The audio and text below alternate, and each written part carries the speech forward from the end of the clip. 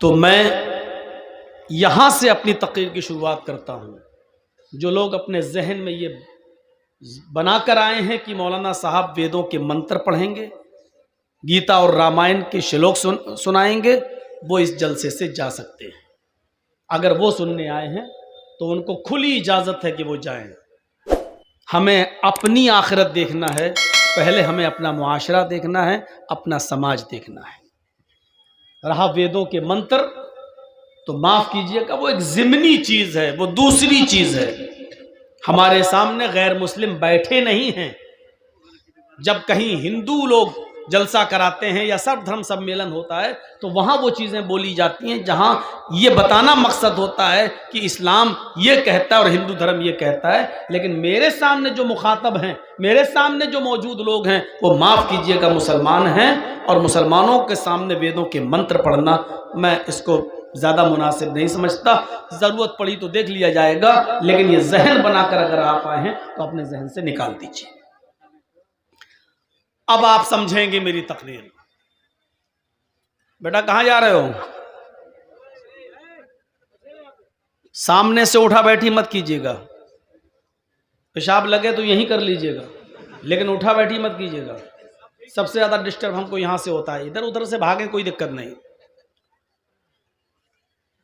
پہلے ہم اپنے تعلقات اور اپنے معاملات دیکھیں۔ اچھا، یہ تو کنفرم ہے کہ ہم اور آپ اس دنیا میں بھیجے گئے ہیں تو اللہ کی عبادت کے لیے بھیجے گئے ہیں، اور یہ بھی کنفرم ہے کہ ہمارے باپ آدم کو جس جنت سے نکالا گیا تھا اور ماں حوا کو، ہمیں اور آپ کو اسی جنت کو دوبارہ پانے کے لیے یہاں بھیجا گیا ہے کہ اس مقام کو دوبارہ حاصل کیجئے جس مقام سے ہم نے تمہارے باپ آدم اور تمہاری ماں حوا کو نکالا تھا۔ تو یہ کنفرم ہے کہ ہم اور آپ اس دنیا میں اس کھوئے ہوئے مقام کو دوبارہ پانے کے لیے اور اس کی تیاری کرنے کے لیے اس دنیا میں آئے، اور ہم یہ نماز پڑھ رہے ہیں، روزے رکھ رہے ہیں، عبادت کر رہے ہیں، لیکن ہمارے آپسی تعلقات آپس میں اچھے نہیں ہیں تو ہماری عبادتیں قبول نہیں۔ علامہ ہیثمی مجمع الزوائد کے اندر ایک روایت نقل کرتے ہیں، کہتے ہیں کہ قیامت کا دن ہوگا، میدان محشر سجی ہوئی ہوگی، لوگوں کا حساب و کتاب ہو رہا ہوگا، نام اعمال لوگوں کو ان کے ہاتھ میں دے دیے جائیں گے، نیک لوگوں کو ان کے رائٹ ہینڈ میں سیدھے ہاتھ میں، اور بدکاروں کو، برے کا عمل کرنے والوں کو ان کے لیفٹ ہینڈ میں یعنی ان کے الٹے ہاتھ میں نام اعمال دے دیے جائیں گے۔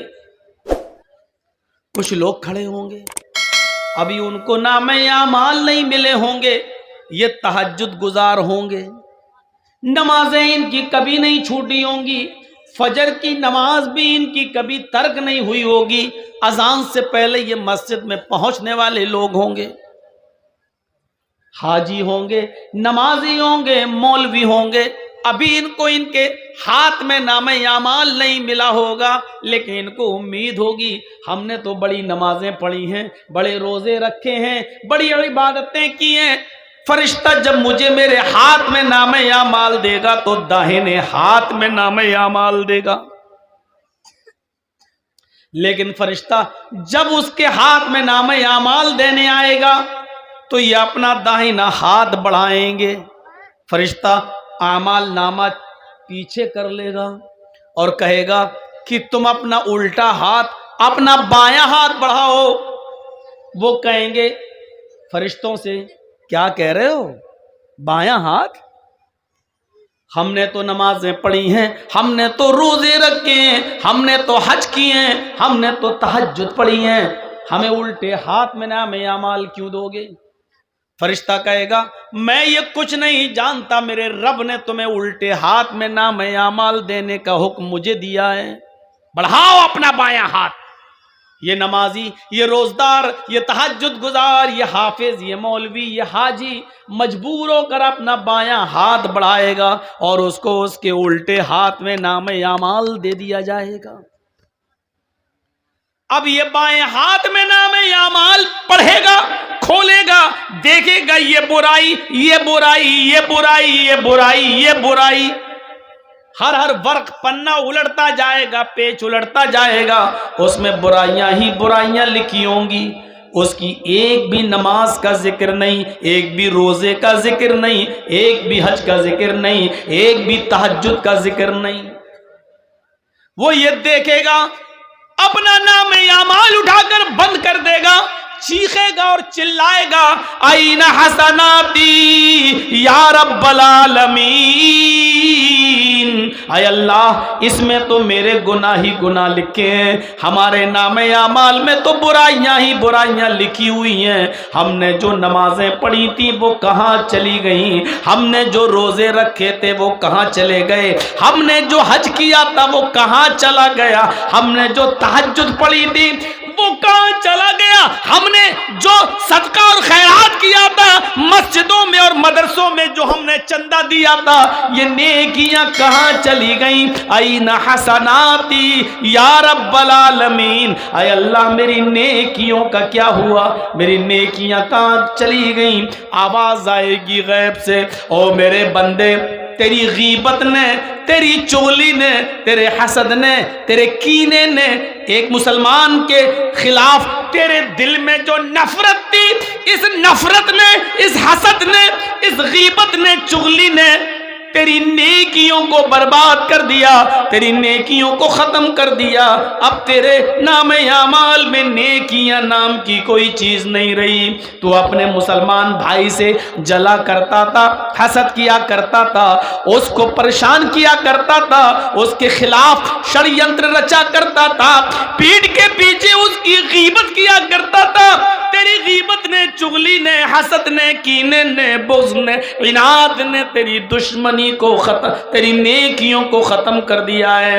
اب ہمارے پاس تیرے نام اعمال میں سوائے گناہوں کے اور کوئی چیز نہیں.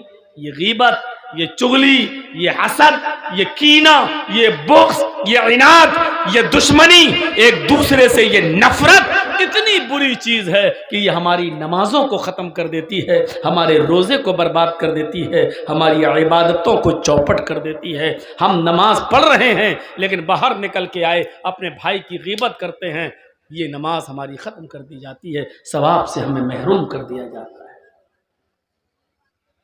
ایمانداری کے ساتھ بتائیے ہمارے سماج میں یہ برائی چل رہی ہے کہ نہیں چل رہی ہے؟ یہ عام ہو چکا ہے یا نہیں ہو چکا؟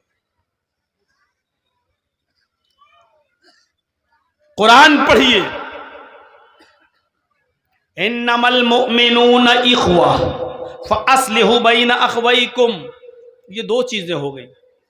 پہلے تو اللہ نے کہا انما المؤمنون اخوہ، سب مسلمان مومن آپس میں بھائی ہیں. پہلے ایک رشتہ جوڑا، پہلے اہمیت بتائی.